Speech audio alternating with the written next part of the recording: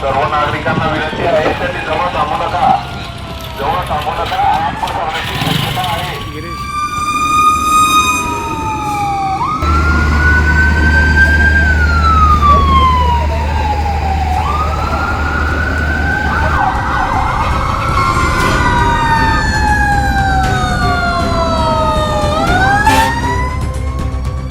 नवापूर एमआयडीसीत भीषण आग, 2 कापड कंपन्या खाक, 15 कोटींचे नुकसान.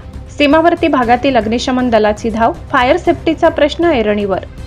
नवापूर एमआयडीसी परिसरातील E20 इनोव्हेशन प्रायव्हेट लिमिटेड आणि रिचेरी प्रायव्हेट लिमिटेड या 2 कापड कंपन्यांना सोमवारी दुपारी भीषण आग लागली.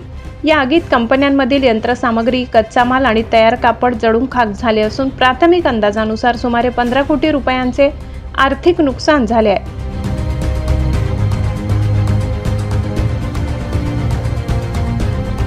गुजरातच्या मदतीने आगीवर नियंत्रण. आगीचे स्वरूप अत्यंत रौद्र असल्याने स्थानिक प्रशासनाने तात्काळ शेजारील गुजरात राज्याची मदत घेतली. कापड, धागे आणि रसायनांमुळे आगीने काही वेळातच संपूर्ण परिसराला वेढले होते. परिस्थिती हाताबाहेर जात असल्याचे पाहून सोनगड, व्यारा आणि बारडोली गुजरात येथून तातडीने अग्निशमन बंब मागविण्यात आले. महाराष्ट्र आणि गुजरात या दोन्ही राज्यातील अग्निशमन दलाच्या जवानांनी शर्थीचे प्रयत्न करून आगीवर नियंत्रण मिळविले.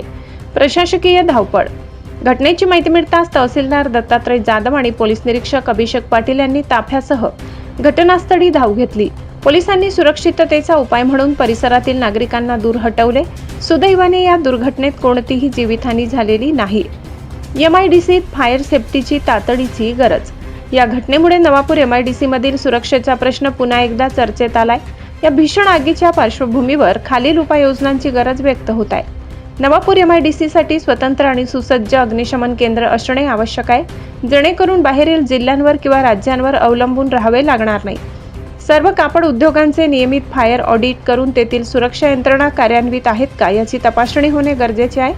एमआयडीसी परिसरात आपत्कालीन स्थितीसाठी मोठ्या क्षमतेच्या पाण्याच्या टाक्या आणि हायड्रंट सिस्टमची उभारणी करणे आवश्यक आहे. कंपन्यांमधील कामगारांना आग विझविण्याचे प्राथमिक प्रशिक्षण दिल्यास मोठी हानी टाळता येऊ शकते. प्राथमिक अंदाजानुसार शॉर्ट सर्किटमुळे आग लागली असावी, मात्र सखोल चौकशीनंतरच नेमके कारण स्पष्ट होईल. नुकसान मोठे असले तरी जीवितहानी टळली आहे.